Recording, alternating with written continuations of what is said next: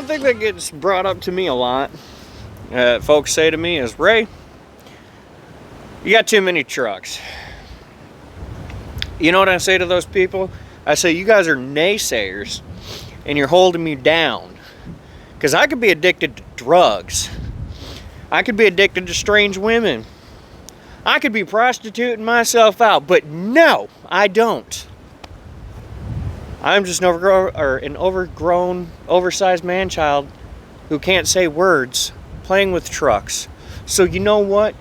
You leave me alone, Karen, for I don't want to hear it. Anyway, welcome back to the channel, guys. Hope you guys are all having a great day. I know that I am. However, one cool thing about having a lot of trucks, oh shit, I forgot one. There's one perk about having a lot of trucks is that when you have a problem, you can diagnose things. Now, granted, I've been doing this for a long time.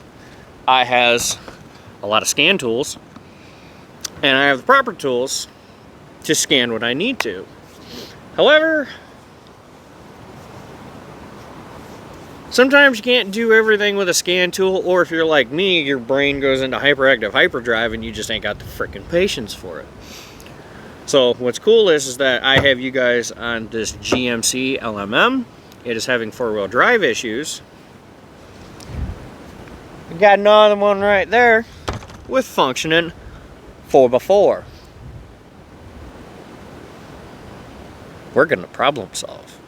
Now, with that being said, sorry it's taken so long to get into it, but if you guys have a 2007.5 through 2010 GM truck and you're wondering why your four-wheel drive doesn't work, well, we're gonna go ahead and we're gonna go over it. Me, I'm a big fan of the KISS method. Keep it simple, stupid. So that's what we're gonna do. There is a four-wheel drive fuse. We have a four-wheel drive switch. We have a transfer case actuator. And we have a front differential actuator. So we got 4 pieces there. These are usually the big ticket items. Sometimes if you have a vermin problem, or if the truck is sat, or if you're like, it's a super shitbox, rusted out hunk of turd, sometimes there's a ground that's wrong with it. But we're gonna go ahead and we're gonna start with the fuse, and we're gonna look at the switch. The switch itself, the indicator does not light up. I know that Lana's switch is starting to here and there. Sometimes it lights up, other times it doesn't. So me, I'm leaning towards the switch, but this one I'm not 100% sure on. So we're gonna go ahead and we're gonna start with the fuse, and then we're gonna move on to the switch. Okay, and I'm just gonna show you guys real quick that we do have right there. There's our service four-wheel drive, and as you can see, this it don't light up. So we're gonna, like I said, we're gonna start with the fuse, go to the switch. Okay, so didn't necessarily see a fuse. We tried Lana's four-wheel drive switch, same issue. For anybody that's wondering to get these out, it's pretty simple. If you just put a hand on each one of the switch. Fellas, y'all should be experts at this. One on each side, get a little tug, you know what I'm saying? Yeah.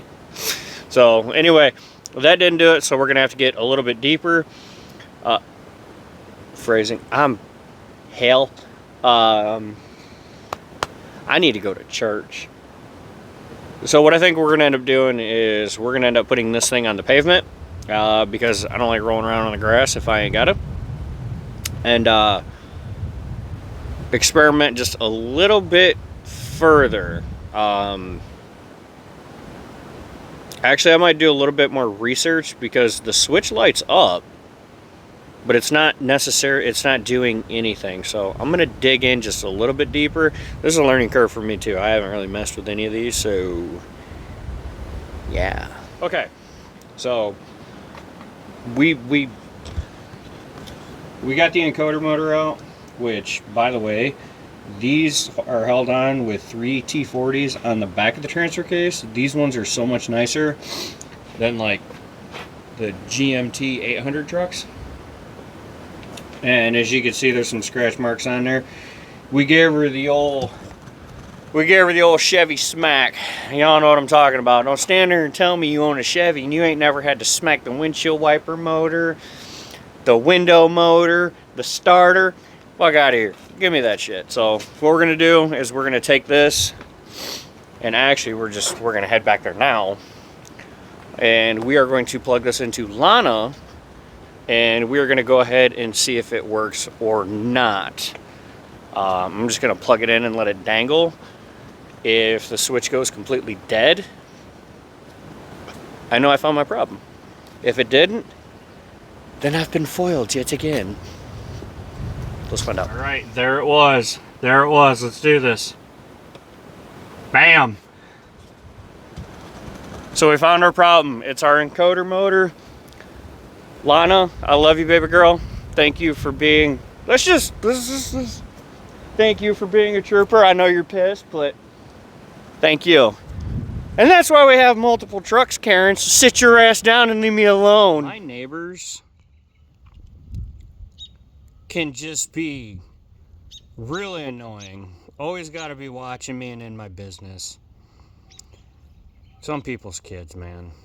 Come get your children's. All right, I think that's where we're gonna call it. We have the encoder motor back in. Lana back there just eyeballing me something fierce. So I think it's time to get her back up here where she belongs. But I think that's where we're gonna wrap it up, guys. I'm sorry this video wasn't all that exciting. There wasn't a lot going on. I appreciate you guys' love and support as always. So quick rundown. So the LMM, we're gonna go ahead and we're gonna get our encoder motor for it. Leah, our LB7, we are still on the hunt for a crew cab long bed chassis for her. We have our cab, we have our floor pans, we have our rockers, we have our cab corners. We've got Lisa here. She's also an LT loaded LB7. Pretty sure she needs a FICM. We're actually going to be diving into that one next. So that'll be fun. Y'all know we're going to be back to cranking on our girl Lucille. We got a lot of work to go on her. Oh, we're going to be knocking that out as we go though. And I'm looking forward to it. With Lola, we got to do shocks on her. We actually have, we got some summer wheels that we'll cross that bridge when we get there. But like I said, she's on dork wheels right now. We took her Poland setup off because we don't want to tear them up. Big Country, we have the cab for it, as you guys know. It's sitting over there on the trailer. Going to be getting started on that here shortly. Honestly, just kind of waiting for the weather to break a little bit more.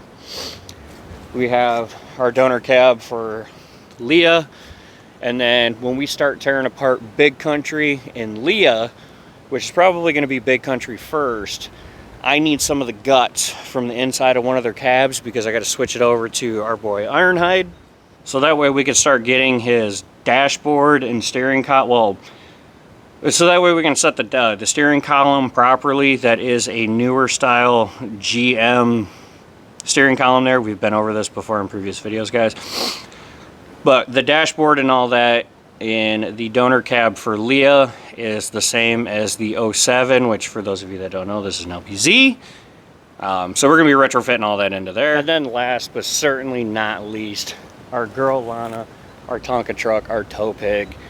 She needs camber bolts. Well, she needs her camber readjusted. And I actually found a company, I'll put it here below. Not sponsored or anything, I just happened to come across them.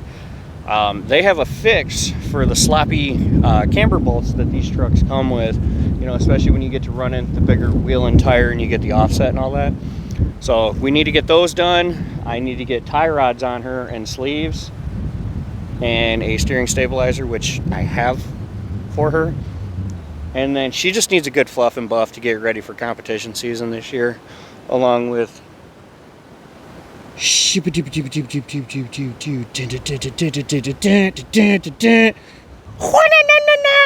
our girl Lola. So that's it. That's all I got for you guys. That's in a nutshell. Again, the love and support as always is greatly appreciated. Take care. God bless. Be good to one another. And remember, keep moving. Even if it's only an hour a night, progress is progress. It cannot be stopped. We'll see you on the next one, guys.